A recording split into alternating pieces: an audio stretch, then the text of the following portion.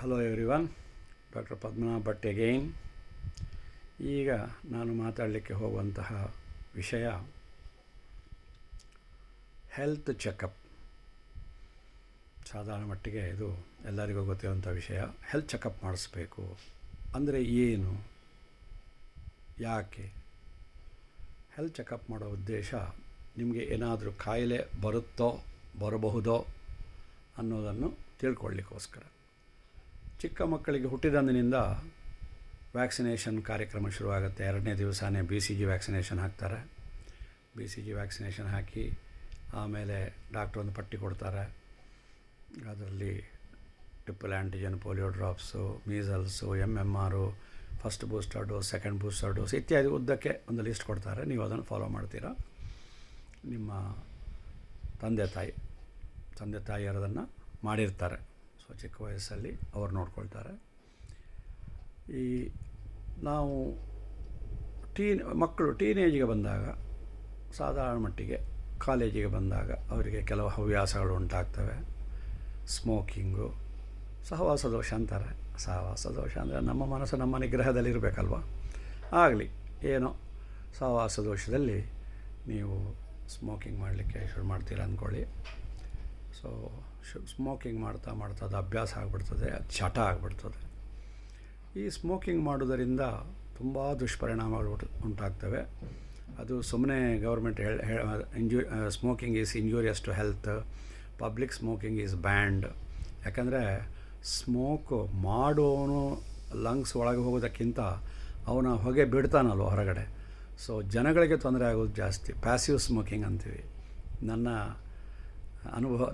ಒಂದು ಇಷ್ಟು ವರ್ಷದ 4.5 ದಶಕದ ಅನುಭವದಲ್ಲಿ ಒಂದು ಮನೆಯಲ್ಲಿ ಗಂಡ ಸಿಕ್ಕಾಪಟ್ಟೆ ಸ್ಮೋಕ್ ಮಾಡ್ತಾಯಿದ್ದ.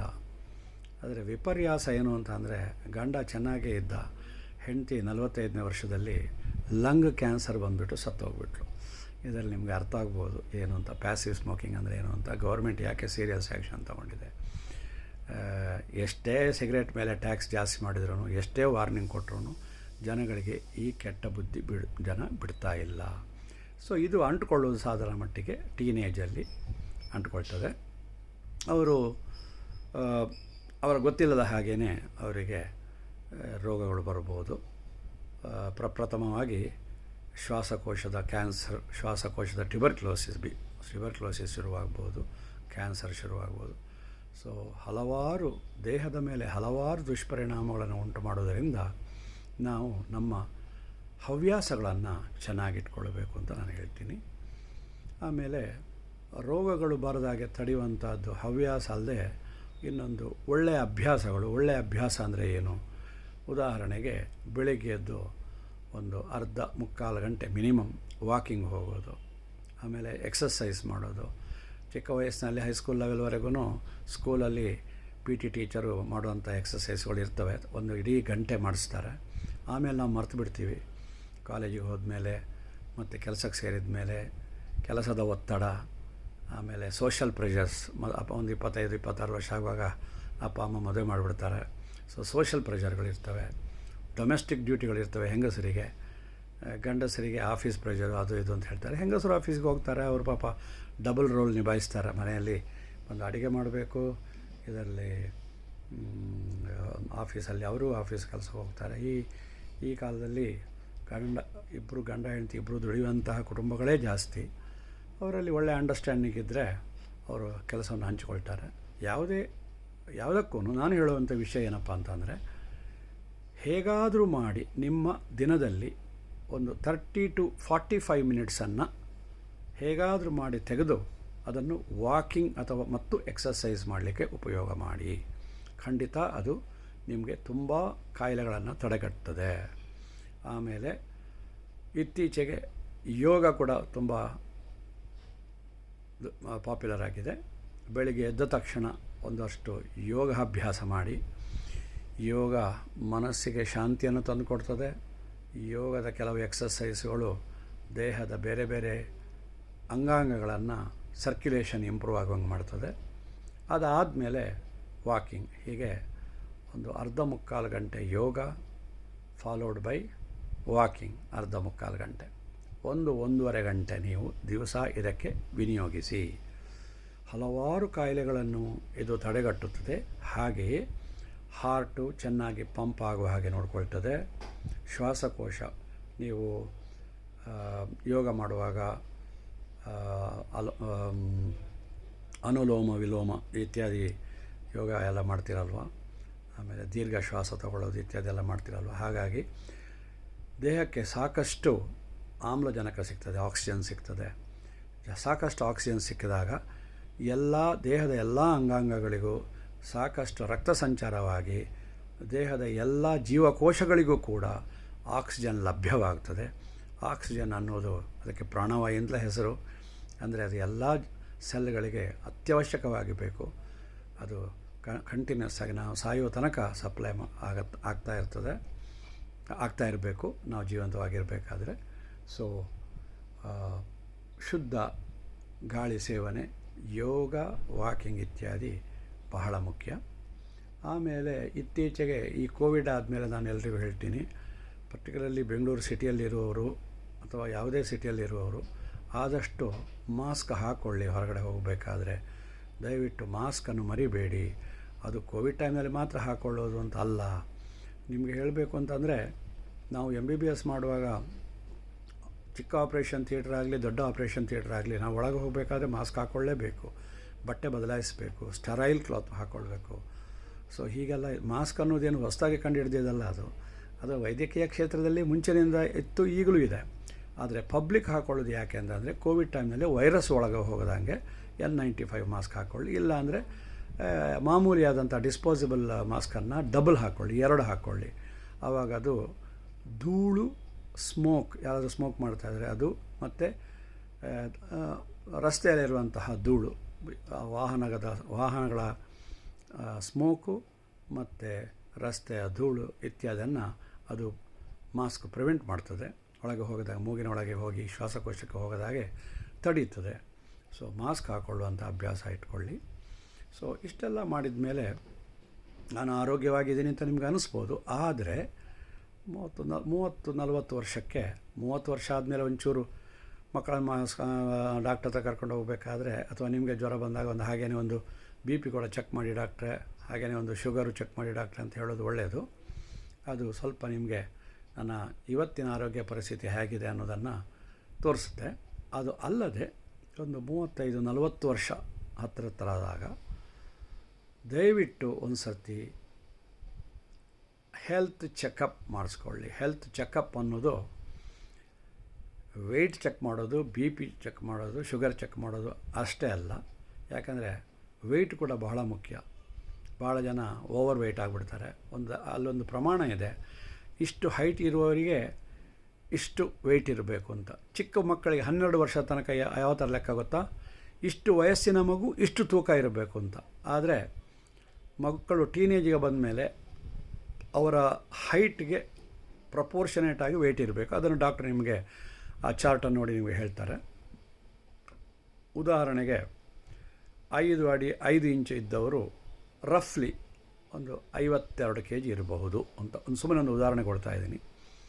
ಸೊ ನೀವು ಯಾವುದೇ ಕಾರಣಕ್ಕೆ ಡಾಕ್ಟರ್ ಹತ್ರ ಹೋಗಿ ವೆಯ್ಟ್ ಚೆಕ್ ಮಾಡುವಾಗ ಅದು ಜಾಸ್ತಿ ಆಗಿದ್ದಿದ್ದರೆ, ತುಂಬ ಜಾಸ್ತಿ ಆಗಿದ್ದಿದ್ದರೆ ಖಂಡಿತ ಅಲ್ಲಿ ಏನೋ ಒಂದು ಪ್ರಾಬ್ಲಮ್ ಇದೆ. ಅಥವಾ ಇತ್ತೀಚೆಗೆ ದಪ್ಪ ಆಗ್ತಾ ಇದ್ದೀನಿ ಅಂತ ಅನಿಸಿದರೆ ಖಂಡಿತ ಅಲ್ಲಿ ಪ್ರಾಬ್ಲಮ್ ಇರ್ಬೋದು. ಒಬಿಸಿಟಿ ಬಗ್ಗೆ ನಾನು ಮಾತಾಡುವಾಗ ಹೇಳಿದ್ದೀನಿ, ಅದು ಥೈರಾಯ್ಡ್ ಹಾರ್ಮೋನ್ ವ್ಯತ್ಯಾಸದಿಂದ ಇರ್ಬೋದು. ಸೊ ಹೀಗೆ ಹೆಲ್ತ್ ಚೆಕಪ್ ಅನ್ನೋದನ್ನು ಡಾಕ್ಟ್ರ್ ಹತ್ರ ಹೋಗಿ ಬರೆಸ್ಕೊಳ್ಳಿ. ಇತ್ತೀಚೆಗೆ ನಾವು ಮನೆಗೆ ಬಂದು ಮಾಡ್ತೀವಿ, ಎಲ್ಲ ಮಾಡ್ತೀವಿ, ಇಡೀ ದೇಹ ಇಡೀ ಟಾಪ್ ಟು ಬಾಟಮ್ ನಾವು ಮಾಡ್ತೀವಿ ಅಂತೆಲ್ಲ ಒಂದಷ್ಟು ಅಡ್ವರ್ಟೈಸ್ಮೆಂಟ್ಗಳು ಬರ್ತವೆ. ದಯವಿಟ್ಟು ಅದಕ್ಕೆ ಮರುಳಾಗಬೇಡಿ. ಯಾಕಂದರೆ ನೀವು ಅದು ಲ್ಯಾಬ್ ಎಲ್ಲಿದೆ ಅಂತ ಕೂಡ ನಿಮಗೆ ಗೊತ್ತಿರೋದಿಲ್ಲ. ಪ್ರತಿಷ್ಠಿತ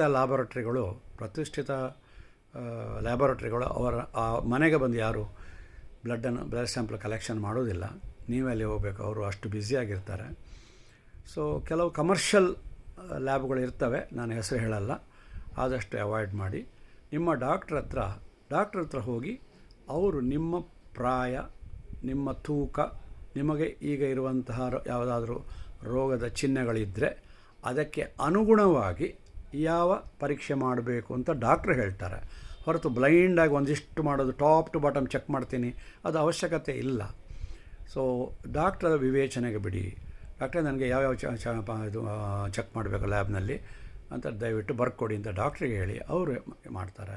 ಒಂದು ಉದಾಹರಣೆಗೆ, ಒಂದು ದಪ್ಪ ಇರುವ ಒಂದು ಹೆಂಗಸು, ಅವಳು ಸುಮಾರು 20-25 ವರ್ಷ ಇರ್ಬೋದು ಅವಳಿಗೆ, ಆದರೆ ಅವಳು ತೂಕ ಸುಮಾರು 80 kg ಇರ್ತದೆ. ಡಾಕ್ಟ್ರಿಗೆ ಫಸ್ಟ್ ಏನು ಡೌಟ್ ಬರ್ತದೆ, ಇವಳಿಗೆ ಥೈರಾಯ್ಡ್ ಡಿಫಿಷಿಯನ್ಸಿ ಇರ್ಬೋದು. So thyroid hormone T3, T4, TSH ಬರೀಬೇಕು ಇವಳಿಗೆ. ಕೊಲೆಸ್ಟ್ರಾಲ್ ಇರ್ಬೋದು, ಶುಗರ್ ಇರ್ಬೋದು. ಈ ಥರ ಡಾಕ್ಟ್ರು ವಿವೇಚನೆಗೆ ಬಿಡಿ. ಇನ್ನೊಬ್ಬ ಹುಡುಗ ಬರ್ತಾನೆ, ಅವನು ಸ್ಮೋಕಿಂಗ್ ಮಾಡಿರ್ತಾನೆ, ಅವನೇ ಒಪ್ಕೊಳ್ತಾನೆ ಸ್ಮೋಕ್ ಮಾಡ್ತಾಯಿದ್ದಾನೆ, ಅವನಿಗೆ ಚೆಸ್ಟ್ ಎಕ್ಸ್ರೇ ಬರಿತೀವಿ. ಆಮೇಲೆ ಎಲ್ಲರಿಗೂ ಹೆಮೋಗ್ಲೋಬಿನ್ ಎಷ್ಟಿದೆ, ಕೆಂಪು ರಕ್ತಕಣಗಳು ಎಷ್ಟಿವೆ, ಬಿಳಿ ರಕ್ತಕಣಗಳು ಎಷ್ಟಿವೆ, ಇದನ್ನೆಲ್ಲ ನಾವು ನೋಡ್ತೀವಿ. ಯಾಕೆಂದರೆ ಒಂದೊಂದಕ್ಕೆ ಒಂದು ಕೆಂಪು ರಕ್ತಕಣ ಆಕ್ಸಿಜನ್ ತಗೊಂಡು ಹೋಗ್ತದೆ, ಬಿಳಿ ರಕ್ತಕಣ ನಮ್ಮ ಅದು ಡಿಫೆನ್ಸ್ ಸಿಸ್ಟಮ್ ಸರಿ ಇದೆಯಾ ಅಂತ ಗೊತ್ತಾಗ್ತದೆ ನಮಗೆ.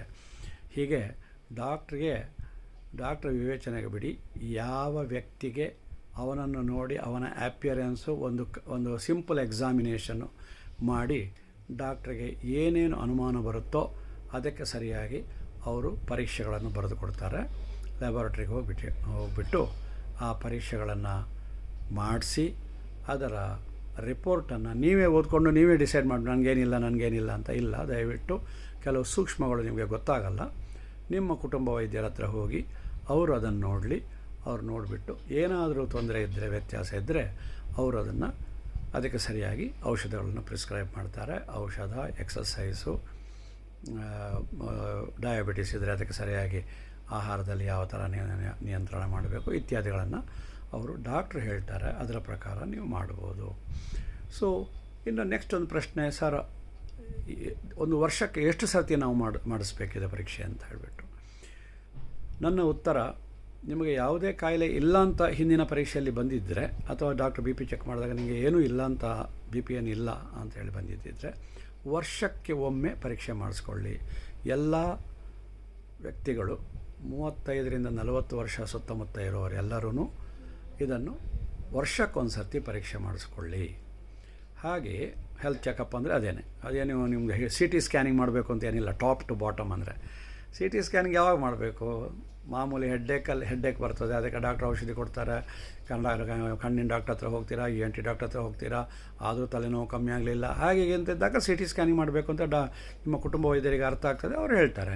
ನೀವೇ ಹೋಗ್ಬಿಟ್ಟು ನನಗೆ ಅಲ್ಲಿ ಸ್ಕ್ಯಾನಿಂಗ್ ಮಾಡಿ, ಹೊಟ್ಟೆ ಸ್ಕ್ಯಾನಿಂಗ್ ಮಾಡಿ, ನನಗೆ ಹೊಟ್ಟೆ ನೋವು ಬರ್ತಾ ಇದೆ, it may be simple gastritis acidity ಜಾಸ್ತಿ ಆಗಿಬಿಟ್ಟು ನೀವು ಹೋಗ್ಬಿಟ್ಟು ನಂಗೊಂದು ಸ್ಕ್ಯಾನಿಂಗ್ ಮಾಡಿ ಅಂತ ನೀವೇ ಹೋಗಿ ಹೇಳಿದರೆ ಸ್ಕ್ಯಾನಿಂಗ್ನಲ್ಲಿ ಏನೂ ಗೊತ್ತಾಗೋದಿಲ್ಲ. ಸ್ಕ್ಯಾನಿಂಗ್ನಲ್ಲಿ ನಿಮಗೆ ಗ್ಯಾಸ್ಟ್ರೈಟಿಸ್ ಇದೆಯಾ ಇಲ್ವ ಅಂತ ಗೊತ್ತಲ್ಲ. ಗ್ಯಾಸ್ಟ್ರಿಕ್ ಅಲ್ಸರ್ ಇದ್ದರೆ ಒಂಚೂರು ಗೊತ್ತಾಗ್ಬೋದು, ಇಲ್ಲಾಂದರೆ ಗೊತ್ತಾಗೋದಿಲ್ಲ. ಅದು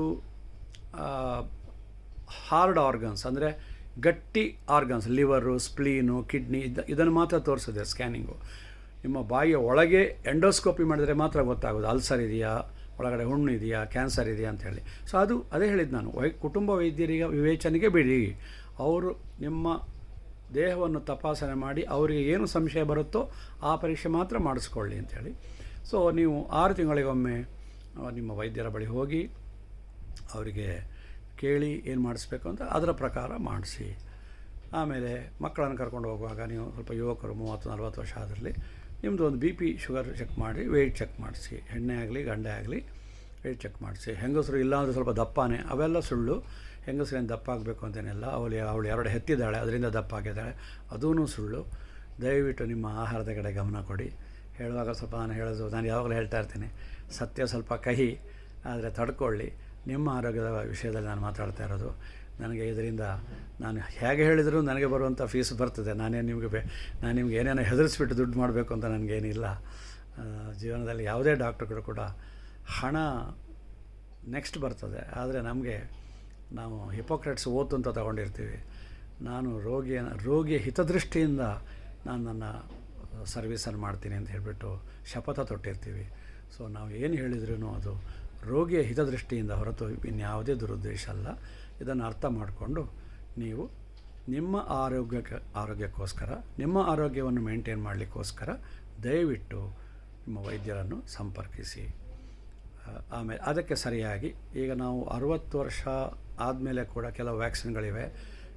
ಫ್ಲೂ ವ್ಯಾಕ್ಸಿನ್ ಅಂತ ಹೇಳಿಬಿಟ್ಟು 2-3 ವ್ಯಾಕ್ಸಿನ್ಗಳಿವೆ 60 ವರ್ಷ ನಂತರ. ಆದರೆ ಅದರ ಬಗ್ಗೆ ತಿಳುವಳಿಕೆ ಇರೋರು ಬಹಳ ಕಮ್ಮಿ. ಒಂದು ಕೆಲವರು ಇದ್ದಾರೆ ಇವಾಗಲೂ ವರ್ಷ ಬಂದು ವ್ಯಾಕ್ಸಿನ್ಗಳು ಹಾಕ್ಕೊಂಡು ಹೋಗ್ತಾರೆ. ಫ್ಲೂ ವ್ಯಾಕ್ಸಿನು ಈವನ್ ಮಕ್ಕಳಿಗೂ ಪ್ರತಿ ವರ್ಷ ಹಾಕಬೇಕು ಅಂತ ರೂಲ್ಸ್ ಇದೆ. ಚಿಕ್ಕ ಮಕ್ಕಳು ಮತ್ತು ವಯಸ್ಸಾದವರು they are more prone for infection, ಅವರಿಗೆ ಕಾಯಿಲೆ ಬರೋ ಸಂಭವ ಜಾಸ್ತಿ ಅಂತ ಹೇಳ್ತೀವಿ ನಾವು. ಅಂದರೆ ಇದು ಸ್ಟ್ಯಾಟಿಸ್ಟಿಕ್ಸ್ ವೈಸ್. ಸೊ ಡಾಕ್ಟ್ರು ಏನು ಹೇಳ್ತಾರೋ ಅದನ್ನು ದಯವಿಟ್ಟು ಕೇಳಿಕೊಂಡು ಅದಕ್ಕೆ ಸರಿಯಾಗಿ ನೀವು ನಿಮ್ಮ ಆರೋಗ್ಯದ ಕಡೆ ಗಮನ ಕೊಡಿ. ಬ್ಲೈಂಡಾಗಿ ಹೆಲ್ತ್ ಚೆಕಪ್ ಅಂತ ಮಾಡೋಕ್ಕೆ ಹೋಗಬೇಡಿ. ಡಾಕ್ಟ್ರ್ ಹತ್ರ ಇನ್ಸ್ಟ್ರಕ್ಷನ್ ತೊಗೊಂಡು ಅವ್ರು ಏನು ಹೇಳ್ತಾರೋ ಅದನ್ನು ಮಾತ್ರ ಮಾಡಿ ಅಂತ ಹೇಳಿಬಿಟ್ಟು ನನ್ನ ಈ ವಿಷಯವನ್ನು ಮುಕ್ತಾಯ ಮಾಡ್ತೀನಿ. ಜೈ ಹಿಂದ್.